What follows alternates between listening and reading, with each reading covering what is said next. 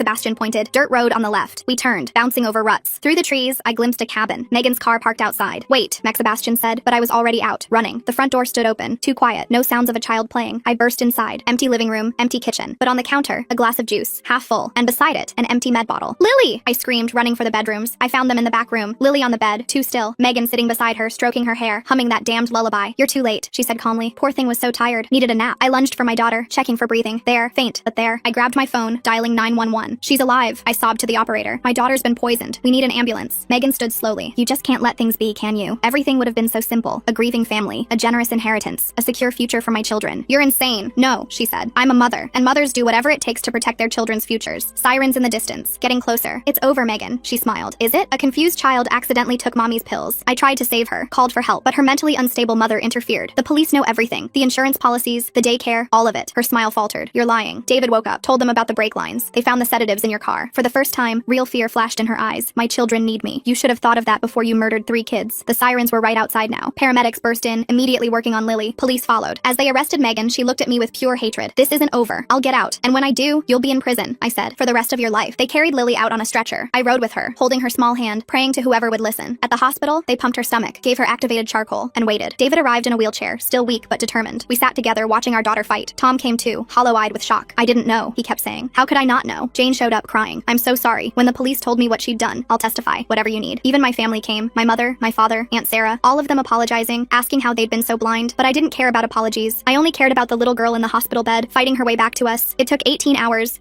of machines and medicines and prayers. But finally, Lily opened her eyes. Mommy? Her voice was tiny, confused. My tummy hurts. I sobbed, holding her carefully. I know, baby, but you're okay now. You're safe. Aunt Megan said the juice would help me sleep. She was wrong, sweetheart, but she's gone now. She can't hurt you anymore. Over the next days, as Lily recovered, the full scope of Megan's crimes came to light. 17 insurance policies over 15 years. 6 confirmed deaths, possibly more. A trail of devastation hidden behind tears and funeral flowers. She'd targeted the vulnerable, children, elderly, disabled, always making herself indispensable to the families first, always positioning herself as the grieving caretaker after. The daycare families came forward, the foster families, even a few from the elderly care facilities, all with similar stories of accidents and insurance payouts. But it was the journal that sealed her fate. Tom had found it hidden in their attic. Every death meticulously planned and documented. Her justifications for each murder, her plans for future ones, including detailed notes about Lily, how she'd groomed her, how she'd planned to make it look like an accident, how the inheritance would secure her own children's futures. The trial was a media circus, the Black Widow babysitter, they called her. But I kept Lily away from all of it. We'd moved by then, started fresh in a new town where no one knew our story.